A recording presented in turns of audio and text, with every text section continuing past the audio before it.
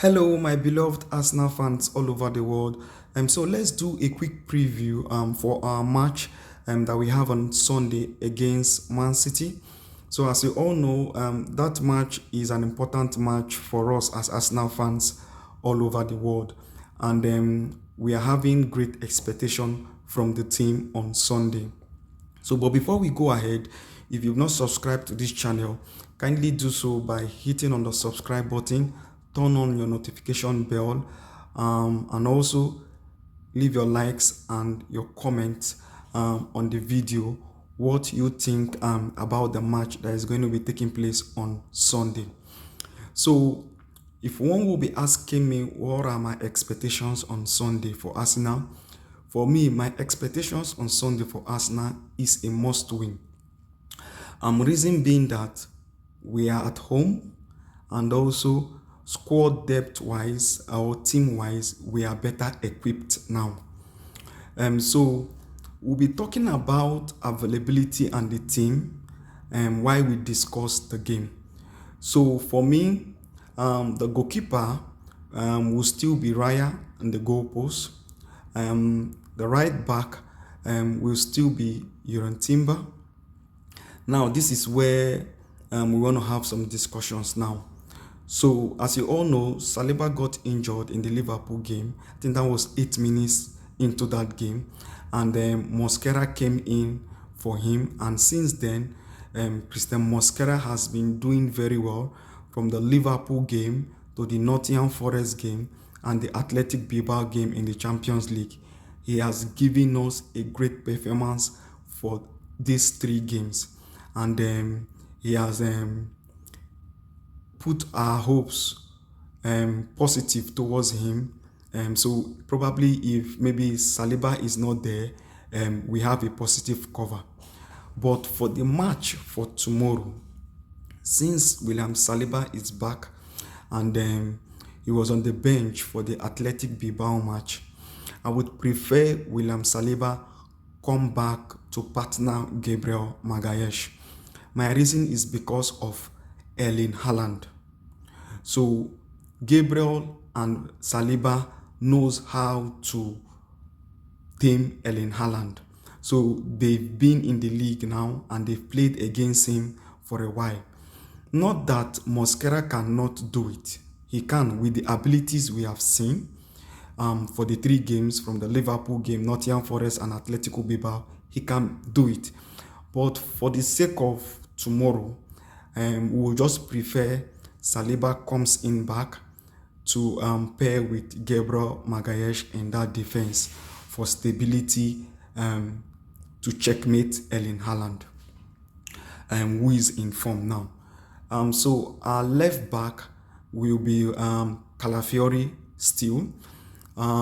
If probably Ateta wants to maybe change, I won't prefer Louis Kelly now to come in.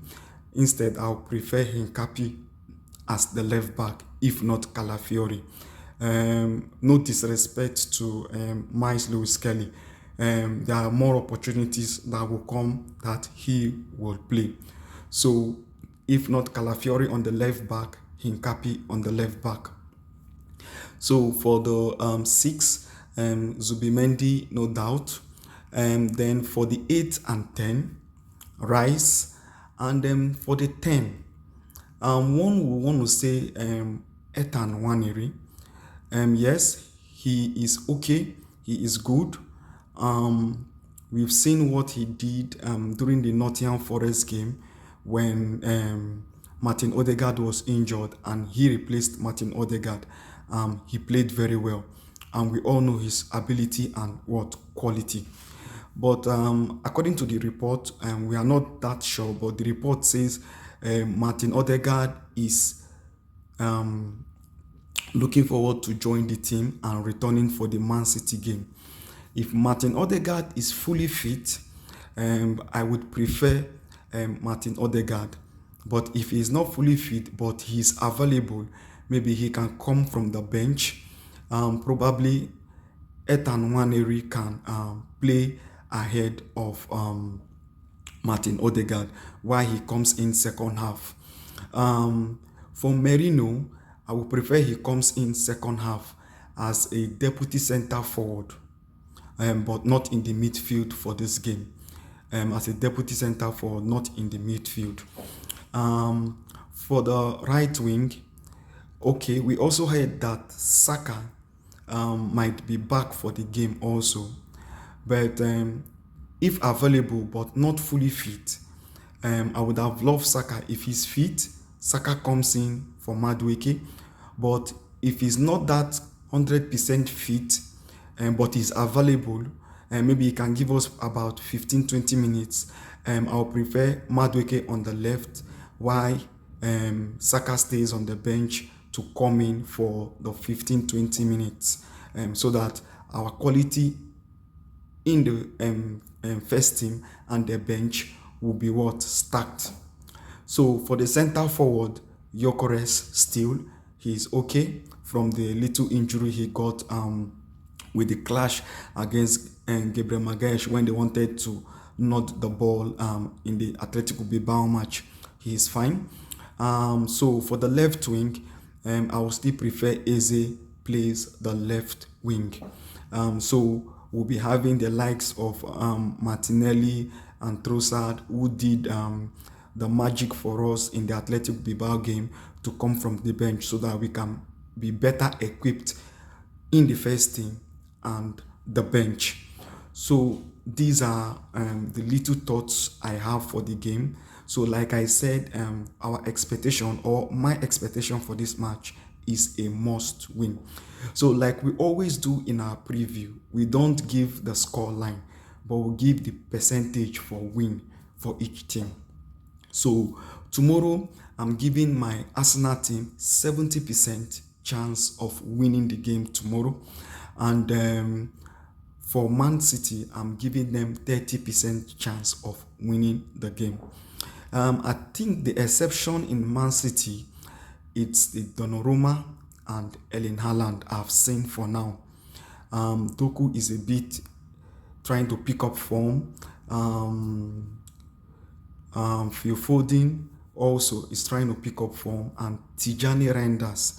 So these are the four people I can see in Man City team that can be able to give us a bit of problem, and I fully trust my team to checkmate them properly.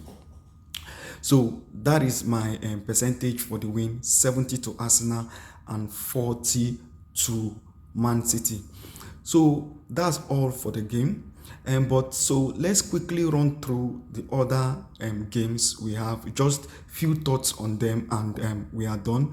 So the first one is the Liverpool-Everton game. So we are expecting Everton to put up a good performance against Liverpool.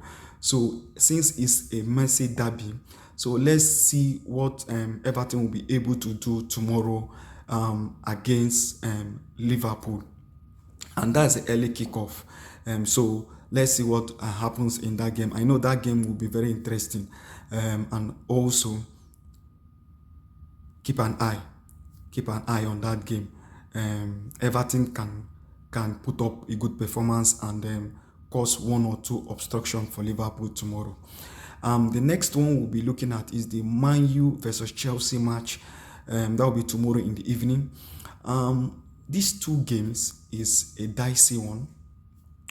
But for this particular one, why I call it a dicey game, the Man U versus Chelsea game, it's because of the recent result these two teams have gotten.